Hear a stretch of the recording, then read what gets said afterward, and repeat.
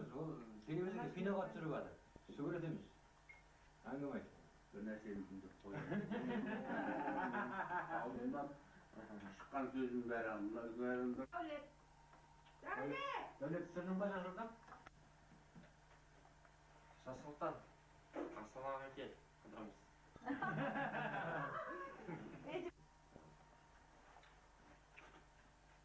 Мая болды, маяны өзім апарып қыдырттым. Менің ғой мая. Кім боласың деп маған бересі айтады.